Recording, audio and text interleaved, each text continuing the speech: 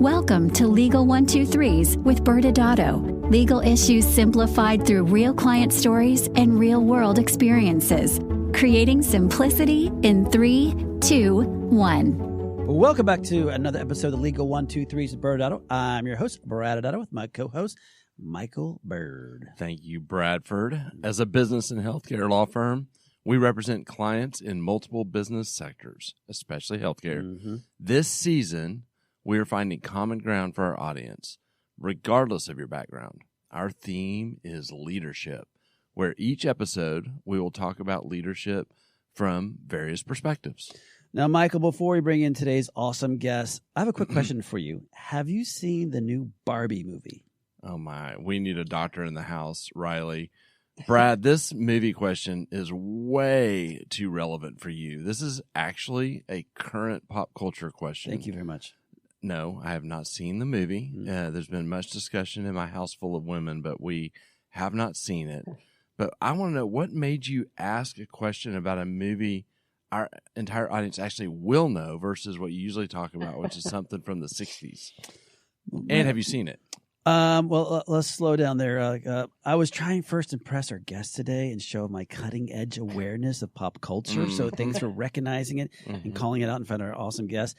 I have not seen it. My daughter has seen it 2 or 3 times and loves it. I've heard all about how awesome it is. So, but I have not seen it. Okay. Well, I actually saw an article that made me think about this. This is an article about a Barbie movie phenomenon. Okay. It's called Barbie Botox. What? It's a trend on TikTok. Okay. So, Michael, maybe I'm not understanding this. Why would you want to put Botox in a Barbie doll? You're not understanding it correctly, Brad. Okay. So apparently, there is a dual purpose of getting Barbie Botox. Oh. It is injected into their necks. Now, they actually talked more scientific than that in the article, but Okay. I went with neck. Okay. And apparently, it can help reduce neck pain. Okay. First of all, I didn't realize Barbie was known for having any problems, much less neck problems. Well, fair observation, Thank but the nickname probably comes from the other reason people get it. People also get this Botox injection in their neck to have a longer looking neck. I'm afraid to ask. Did they inject? Did they have a Ken Botox injection? And where would that be? No, Brad, let's keep our 13-year-old tendencies off air. Okay. Yes. Fair observation and very funny. I knew exactly where you were going with that. Well, what is the Ken Botox? 13-year-old Michael approves. But let's switch on. Okay. Switch to another pop culture phenomenon. Have you seen the Apple TV show about Beanie Babies? I have not. No. It's called The Beanie Bubble. Okay. Stars Zach Galifianakis. Okay. No, it actually is loosely based on the true story of how Beanie Babies came into existence. And they had a disclaimer at the beginning of the show that said that some of it was true and some of it was completely made up, but it was pretty fascinating. Okay, guys. So mostly true, except we can really stretch all the facts that we want to and make it fun.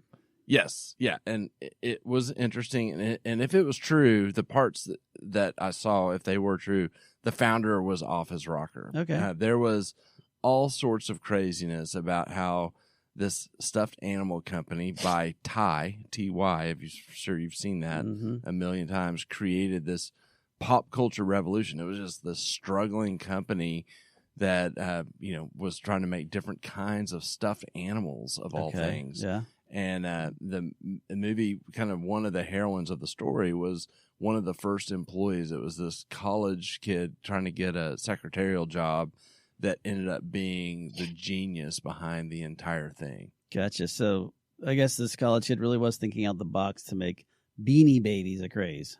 Yes. So, Brad, I've got one more pop culture story now that we're on this topic, and then we need to move on before we go to our guests. Does it have anything to do with G.I. Joe? Because you talked about Barbie and now beanies. Is there something else We're happening? moving out Okay. of your toy box now, Okay. Brad. All right. Okay. So you can feel safe. Your G.I. Joes are safe. Good. Do you remember the story from back in 2015 about the dress that broke the internet because people would fight over whether the dress was black and blue or white and gold? Yeah, vaguely. I actually think one of our first seasons, you brought this up. Why are you bringing it up again? Yeah, we have. I believe we've talked about it before, and you and I have not agreed on what color the dress was. Mm-hmm. But there's an update. Okay. Yeah, the update is that the husband who caused the internet to go broken and for this dress to go viral, because this dress was for he and his wife's wedding. Back in 2015, he's found himself in a little trouble. Oh, well, he did marry some shape-shifting lady that can go from a black and blue to a white and gold dress. So, of course, he's in trouble. Did his 5 minutes of fame go to his head or something like that? I don't know about that, Brad. He was charged with attempting to kill his wife. Wow. Okay. That got dark real quick there, Mike. I hope his wife is able to shape-shift away from him and she's okay. Anything else you want to discuss to help bring down the show before we bring on our awesome guest? Yes. Don't ever call me Mike again. Mm-hmm. Number one. I thought you'd like that. Yes. No, I think I'm good. Let's just understand that not all things in pop culture are fairy tales, Brad. Your toy box is magical, but the real life is sometimes messy. Okay. Okay. Let's bring on our guest. Yes. Today, we have back for the third time, longtime friend, Terri Ross. Terri is the founder and co-CEO of the Apex platform and CEO of Terri Ross Consulting. She is a renowned practice management consultant, international speaker. She has her own podcast, In Touch with Terri, that we've been on a few times. Mm-hmm. Speaking of you breaking the internet with the sound, I'm so sorry. And an OG of the aesthetic space. Terri, welcome. Hey guys, how are you? So good to be back. Thank you so much. Yeah, always love to shoot the shit with you guys. Yes, we love having you on too. And Terri, I guess to really jump into today's show, I want to just get in there right now and figure out: were you part of the Beanie Baby craze or the Barbie craze? Does that miss you? Well, clearly, hence the pink shirt right now. I was such a good segue. Who knew? Down with the Barbie craze. Yes. Yeah. Okay. Well, there you go. Awesome. All right. Well, Terri, for those of our audience who haven't heard you on in the first couple of times, love just to have you take a couple of minutes and introduce your business or reintroduce your business to our audience. Oh my God. Thank you guys so much. We go way back. Yes. Well, for those of you that don't know, I think Michael did a great introduction. I come from Fortune 500. I was with Medicis. I launched Cool Sculpting in the US and Canada. Started Terri Ross Consulting back in 2012. Really, the impetus is just helping practices launch, grow, and scale. We incubated Apex Platform, which is a practice optimization platform in the middle of COVID. And that recently went through a merger in March with Engage Technologies. Fancy. Very, very exciting. Yeah. So it's, yes, I know, fancy. So yeah, we're working through that right now and trying to take things to the next level. And, as you guys have always done, really bring this business and compliance and legal aspect to the industry. So talk about how you help your clients. Yeah. Look, I think we all can agree that the business side of aesthetic medicine it's always been lacking. And hence the topic today. I think that there is a lot that continues to come up in the industry, and it's leadership, it's culture, it's training, it's understanding the data and the finances. And that is what we do. I think I've had the pleasure of working, being in sales my entire career, and then working with very big names in the aesthetic industry in Beverly Hills and across the country. I owned a medical spa for 5 years that sold to a big chain. So it's lended to my credibility and expertise and what fundamentally happens within a practice or what should happen. And so we really do a very deep dive practice assessment. We look at every division of a business: finances, marketing, conversion, sales, consulting, you name it. And I always say I identify areas of opportunity, not what's wrong. Right. And coach them and give them the tools and the training and the resources with how to fix it. I think I have a lot of opportunities for Brad. That's a great word. It's going to be that kind of show, people. Well, and it's great. I'm, going back to, as you were kind of, our focus for this season really is understanding leadership. And so that's, again, why we're so happy to have a leader like yourself on it. but would love to hear some of your thoughts as to like, what was your first leadership position? I know audience members, we were having a sidebar before the show started, and full disclosure, Terri's daughter is running for vice president of class, so we know where the daughter's leadership started. But Terri, what was your first leadership position? No, thank you so much. Such a great question. It's so interesting. I don't know if you guys even know this. I don't know if I shared it with you. So, Catholic family, raised in the Midwest. My mother, she's born legally deaf. I don't know if I ever told you that. No. And she's legally deaf. And my parents met in beauty school. They own very successful hair salons in Michigan. So I grew up with an entrepreneurial family, and then just an interesting concept with my mom being deaf. It's ironic. She doesn't sign. She can read lips, and her being in such an environment where there's, blow dryers and conversation and loud environment. She ended up having the cochlear implant many times. But I think it really stemmed, I'm the oldest of 3 kids, and it really stemmed from growing up with them and seeing my mom really make an impact. I mean, she learned how to teach aerobics and do things that you would think that a deaf person could not do. And then they were pretty hardcore too. I mean, I remember packing bags. I mean, you guys call it, I don't know if you guys had Sam's Club. Remember that? Right? Oh, the big Costco. Oh, yeah. Working at a young age, saving my money. I mean, certainly other people have contributed to, my leadership over the years, but I think it really started there. Well, that's great understanding that background. So obviously you had your parents and you're focused on your mom and the leadership, but what did you learn? Like what did you learn from becoming a leader once you start being one? Yeah, I would say, look, first and foremost, just having a true passion and desire for whatever it is that you're doing. Really being able to lead by example, being agile and adaptable. It was really the form of the hustle because we didn't have a choice.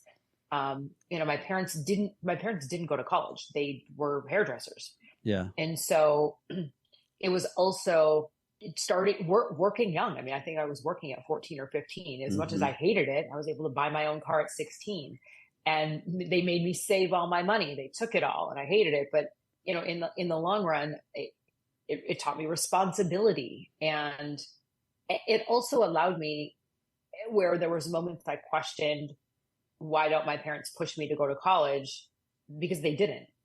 And I had to really kind of navigate those waters and figure it out for myself. And I wanted something bigger and better. And even though they were successful, I wanted more, but they pushed me with those, I think, just the morals we grew up with, the moral compass. It's almost like you learned a hustle leadership style from an early age. Yeah, I did. I definitely did. And did you feel like that influenced you, like in school as well? Did you have a?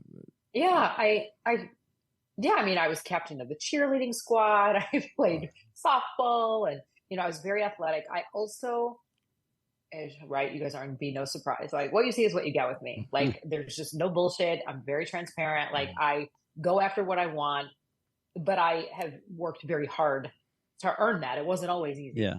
For sure. Did you have, besides your mom, other people who you can look back at and say, oh, this person mentored me for this or that you can say, well, I learned a lot from them as you're leaving college joining other organizations? Yes. Gosh, I look, when I got promoted to my first director position for a company called EMD Serono, which was based in Boston. It's a big endocrinology company. I had 20 states, literally over $20 million. And I was the rep who got promoted into that region at 32. And I had a guy, his name's Mo Olivier. He lived in Rhode Island. He had a PhD, and the company actually hired him to coach me in leadership, to taking on this big, huge role. And to this day, he's in my life. He's like a father figure, grandfather figure to me. Because I ended up having to fire that entire team and start over. And they were people that were my peers. So I was thrown into very difficult situations fast, and yet being responsible for a $20 million region that I had to continue to, while I proved myself as the account manager, Right. how was I going to step into that and lead other people? So you were, okay. You were 32 at the time when all this happened? That's amazing. Yes. So tell me, like, how did you, well, first of all, how did you recognize that you needed to get rid of your team? And like, how did you, from a leadership perspective, how did you go about kind of identifying that and then, taking the steps to make that bold change? Yeah. We were selling human growth hormone to pediatric endocrinologists with kids that had a short stature. Mm-hmm. So we all called on children's hospitals. So the regions and the territories were large, very different than an aesthetic territory. And I think I loved this topic so much because I think sometimes being a female and in what was a very male dominated space, I have had to really work hard and prove myself and have the misconceptions. Oh, she's blonde and she's, bimbo. Fuck, what do you say? F that. But, shake my hand like that's not who I am. And I've worked really hard to, again, prove my worth. And so I think my success as being a rep, managing the territory, I could lead by example and say that this is what really works. And for those of you that are subpar in your sales goals, why? Mm-hmm. And there was also a lot of drama and naysay and he said, she said, and why did she get promoted and all of that. And I think see that. And I just said that I wanted the job. I mean, I was striving to earn a management director position, but I was not willing to settle for mediocrity, not if it was going to be under my responsibility. So it was what we did, and it was the best thing. And I still do it to this day. I worked with Mo. And one of the things that we did, we can talk about personality tests, but how would I manage a region of people when they don't really know me as a human being? Right. They might see me hitting goals and making money, but they don't know who I am. And so he formulated a list of questions, very raw questions, like, what makes me happy? What makes me mad? Like, how do I like to be worked with or communicated with? And there was a whole host of questions. And we went to a hotel for 2 days. And it was almost like trial by fire. I stood up in front of a room as vulnerable and raw as I could be. They got to ask me anything that they wanted. And what it did was it almost just like, we all got naked with each other, really. We peeled back the onion to say, like, this is exactly who she is and who she's not. Mm-hmm. So at the time we left, them having the ability to work not just for me, but with me, was like, God, we believe in her. And, now we understand there's no gray area. Yeah. That was just something that has resonated with me my whole career. That's a very powerful story. So it just thinking through that, was that the day in which you realized that you did have to terminate all these people? Was that one of your worst leadership experiences? Or were there other individuals you can point to that you worked under that was horrible too? Yeah. I mean, that was definitely one. It was, again, coming into something new and having to do that and then rebuild the team. Right. On one hand, it's exciting that you get to hire people that are going to support you from the get-go. It was another to feel the stress of a big number in a very, very large organization, where I've probably sacrificed certain things in my personal life for that. But that was one of them. And the other very impactful story in my life was that prior to me getting the director position, before I got it, there was a different manager that I reported to, an African-American woman who did not come from the medical space at all. She came from managing in a different environment. And it was a racial issue that she had with me. Even though I was literally, surpassing my goal, 10% of plan, all of the clients, everything was there. My reviews were bad. And I struggled with how do I handle it. And it was a jealousy thing and whatever her reasons were. And I remember being at a big national sales meeting And it was very close. I always stepped up to take on additional initiatives and projects and work conferences. The company was based in Boston. I was here in LA. And they were like, why is Terri so quiet?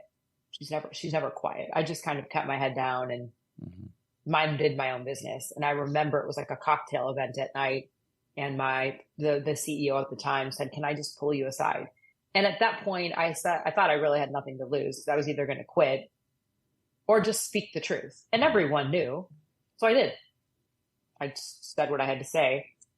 And he called a meeting in a room that night during the cocktail hour. And the next day she was fired. And a week later, I got her job. I got the job.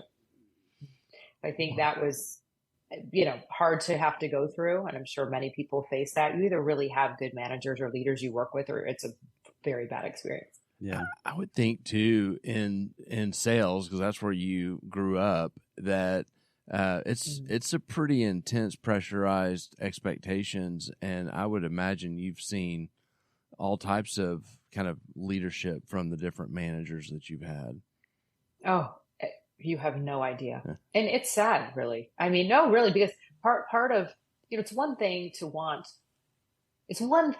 be an excellent rep or account man, whatever title you want to give them. It's one thing to hustle, right? And make money and be in that top 10%, 5%.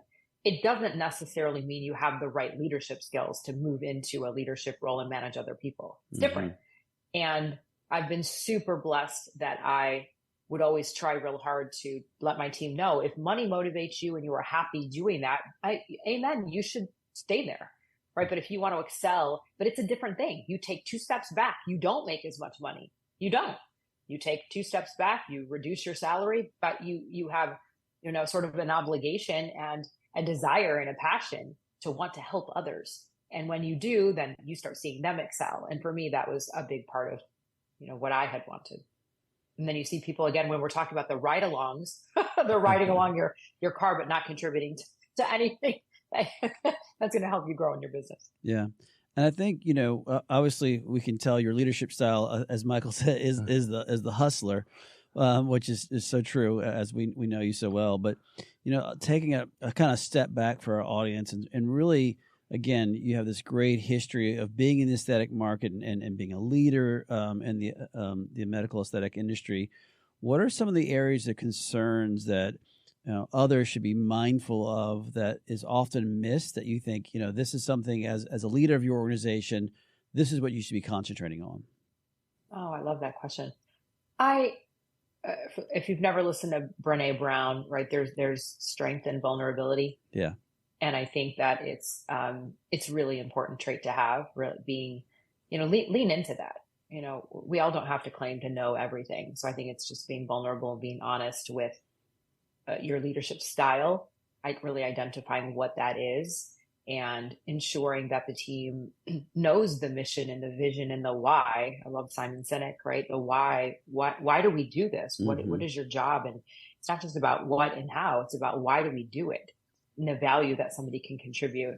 I think it's, never stop learning. I love working with clients, and they can be the best plastic surgeons or, running top medical spas, but there's no glass ceiling of education. So never stop learning, and certainly inspiring confidence in your team and being agile and adaptable. That's great.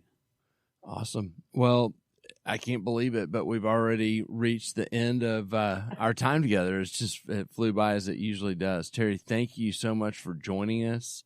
Brad, we can go into commercial and on the other side do a quick legal wrap up from our discussion today. Yeah. Thank you, Terri. Thank you both so much. Really such an honor to always share this time with you, and I hope you guys enjoyed it. We did. Absolutely. Thanks, Terri. Many business owners use legal counsel as a last resort rather than as a proactive tool that can further their success. Why?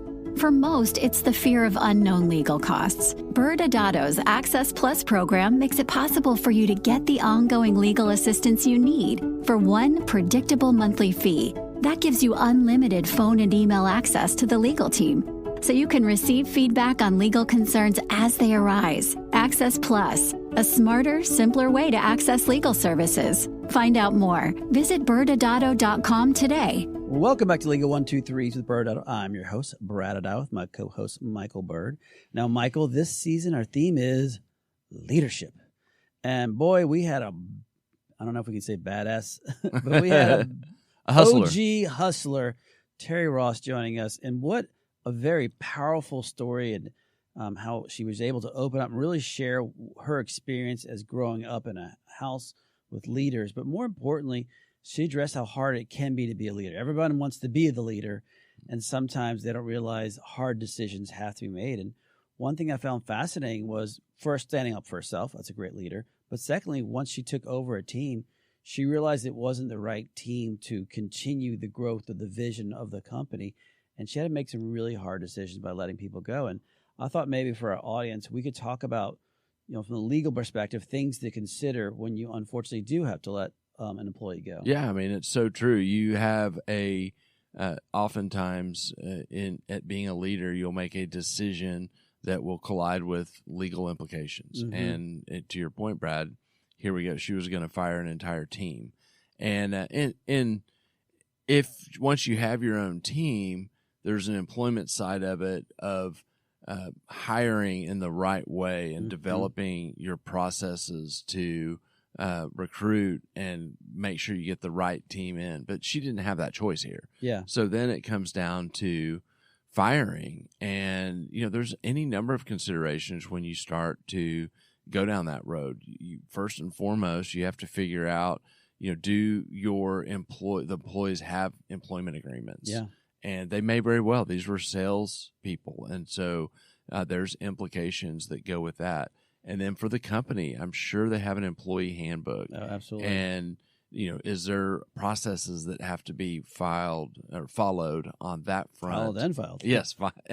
And then finally, what does the employee file show to that? I mean, if she walks in and thinks that they're dead weight, but, they have all these history of reviews that show they were 5-star, the best employees, that can create risk for an organization. And mm-hmm. so, having a well-documented file and also looking at it when you're making, as a leader, a decision on how to terminate an employee becomes so important. And then there's various labor laws out there that can influence risk for a business. If someone's in a protected class, that can create some risk as well. Yeah, and I think the last piece I'll add to that, all great points, is if you do, once you figure all those things out and then you do decide to terminate or separate from this person, what do you do at that moment? Do you just let them go? Do you say, because of all these state laws or federal laws or protected class, or you enter some type of severance agreement to help kind of buy them out of that employment agreement, at the same time buy yourself some protection? So there's a lot of processes that you have to go through as a leader, not just to pull the trigger, but to think through each one of those steps before you get there. Well, Michael, I mean, all those are, hopefully our audience realizes it's tough being a leader, and you have to take a lot into consideration. But I'd love, as we close out the show, what are some of your final thoughts today? Yeah, I really appreciated how Terri kind of leaned into her vulnerability. First of all, she showed it. Yeah, absolutely. As you saw, just sharing about her childhood and how leadership kind of came to her through her family and her family circumstances. But then she talked about it as well. And I think there is something to being relatable and being able to connect with the people that you're leading that she tapped into. And that is, again, we're talking about employees that you're trying to hire and keep and hopefully not have to fire. And I think that goes a long way if you've got good leadership and you've got that vulnerability that she spoke about. Mm-hmm. Audience members, we will see you next Wednesday when we bring on Jessica and Melissa from Bodify, who are going to help come in and talk about their leadership styles. Thanks again for joining us today. And remember, if you like this episode, please subscribe. Make sure to give us a 5-star rating and share with your friends. You can also sign up for the ByrdAdatto newsletter by going to our website at ByrdAdatto.com. ByrdAdatto is providing this podcast as a public service. This podcast is for educational purposes only. This podcast does not constitute legal advice, nor does it establish an attorney-client relationship. Reference to any specific product or entity does not constitute an endorsement or recommendation by ByrdAdatto. The views expressed by guests are their own, and their appearance on the program does not imply an endorsement of them or any entity they represent. Please consult with an attorney on your legal issues.